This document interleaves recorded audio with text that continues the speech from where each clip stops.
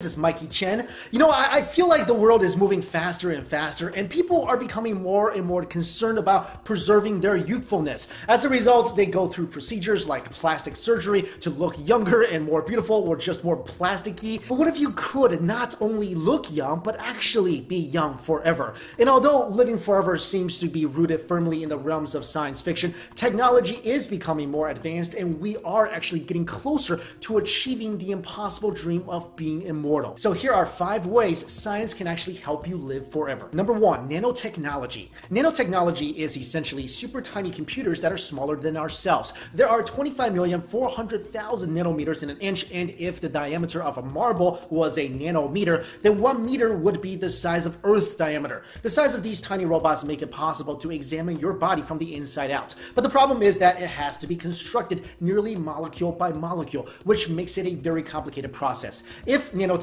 is ever advanced enough to be programmed to, say, repair cells, then nanobots can potentially destroy aging and make us live forever by connecting to our cells and manipulating our bodies to function in different ways. Not only can these nanobots destroy aging, but they can also be programmed to act like antibodies that are sent into the body to scan for problems like cancer and viruses and eliminate them. Scientists have already begun by using DNA nanobots inside living cockroaches that open up to deliver drugs. Ray Kurzweil, an author and futurist who works on Google's machine learning project, predicts that humans may be able to live forever by 2029, thanks to tiny robotic implants that connect to a cloud-based computer network to give godlike abilities. This may seem unbelievably perfect, but nanotechnology also brings up ethical as well as health, environmental, and privacy issues. Regardless of whether or not it is the right decision to put little robots in our bodies, it is clear that this technology will make its advances in the next few decades. Next up, cryogenic freezing. We've been talking about this a lot on this channel. People freezing their bodies in hopes of coming back to life in the future. Cryogenics is the preservation of a recently dead or dying organism in freezing temperatures in hopes that future technology will be able to unfreeze and bring the organisms back to life. Scientists are trying to find a way to freeze living tissue with minimal cellular damage, but so far the techniques used to perform the freezing haven't been perfected, so cells are actually destroyed by the crystallizing effects. Scientists hope that one day they will be able to take those frozen bodies out of deep freeze and somehow unfreeze their cells without damaging anything.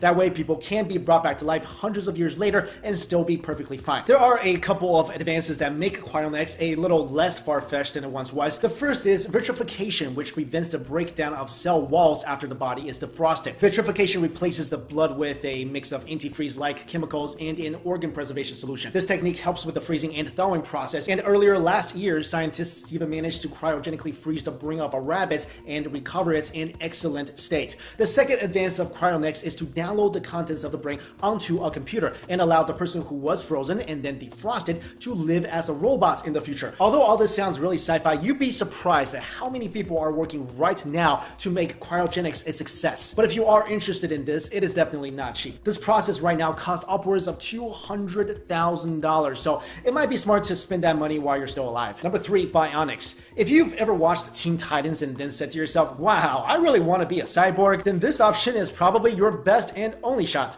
Bionics, or the study of mechanical systems that function like living organisms or parts of living organisms, can actually make it possible to live forever by merging our bodies with a machine. Our eyes will be replaced with bionic eyes so that we can see better, and will slowly become robots ourselves. In fact, people are already working on the robotic heart as well as 3D printed livers. There are already more than 50 companies in the world who are participating in advancing bionics technology. And who knows, maybe we'll really be turned into robots in the next few decades. At that point, the very concept of humanity will have to be rethought out, and even religions will have to try to understand this new evolutionary advance where humans will be able to choose to either die or maybe enter the collective. But on the bright side, you might be able to get a job as a S-level hero like this guy. Number 4, transportation buffers. Remember the episode in Star Trek when Scotty preserved himself in a transporter bubble? The concept is a transporter would transform the whole body into data and reconstruct the body from the data. Your body is temporarily dead, but this length of temporariness can be extended indefinitely. You just have to make sure that the people in charge of your transportation will do it right and keep you in the buffer. If they do perform it right,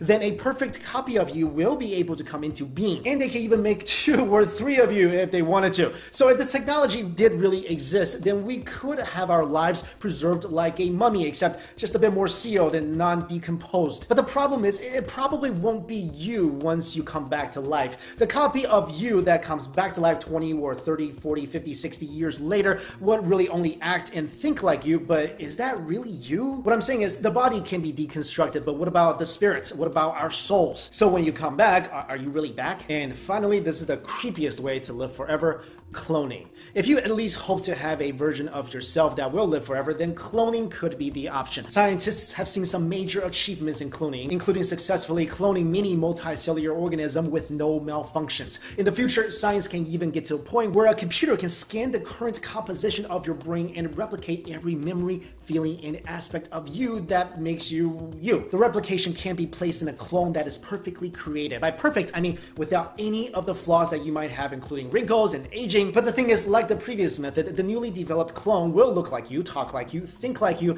but is it really you? I mean, if you do believe that we all have souls, we all have spirits, so let's say you duplicate yourself 4 or 5 times, what is inhabiting all those bodies? Also, let's say you're in favor of this method and you went to a company that cloned you, but who says they won't privately make more copies of you and maybe sell it to, I don't know, for medical research or use you as a crash test dummy. Also, what if your clone hunts you down and take over your life? I just had an interesting thought. Wouldn't it be crazy if, let's say, you clone yourself and your clone is really, really evil if you're really, really good, and it's really, really good if you're really, really evil? So kind of like a yin-yang balance kind of thing. That would be a crazy world. But anyway, those are some ways that science could eventually make you immortal. And honestly, if all those options are on the table right now for me, I think I would still go with the natural order of things and just die. I mean, not that I want to die, I just feel like this is just, I don't know, it's unholy. There's something really wrong with trying to live forever. But let me know what you guys think. Would you want to live forever? And if you do, which one of these methods would you prefer? Oh, and by the way, my magazine team has a special treat for you guys. We have just released 2 issues of the Beyond Science magazine for the month of March. In these 2 issues, we report on the first world documented case of teleportation. We talk about the startling evidence that the world could in fact be hollow, and we investigate the stories of the mysterious men in black who seem to be less human and more, I don't know, extraterrestrial. However, to get these 2 issues, make sure you have the newest version of the app by updating your app in the App Store. And if you haven't yet subscribed to the magazine, then now is your chance to get a 30-day free trial. All right, guys, thank you all so much for watching this video. I'll see you later. Hey guys, hope you're having a wonderful day. Thank you so much for watching Beyond the Science. It's Mikey Chen. You know, I feel like the world is moving faster and faster, and people are becoming more and more concerned about preserving their youthfulness. As a result, they go through procedures like plastic surgery to look younger and more beautiful, or just more plasticky. But what if you could not only look young, but actually be young forever? And although living forever seems to be rooted firmly in the realms of science fiction, technology is becoming more advanced, and we are actually getting closer to achieving the impossible dream of being immortal. So here are 5 ways science can actually help you live forever. Number 1, nanotechnology. Nanotechnology is essentially super tiny computers that are smaller than our cells. There are 25,400,000 nanometers in an inch, and if the diameter of a marble was a nanometer, then 1 meter would be the size of Earth's diameter. The size of these tiny robots make it possible to examine your body from the inside out. But the problem is that it has to be constructed nearly molecule by molecule, which makes it a very complicated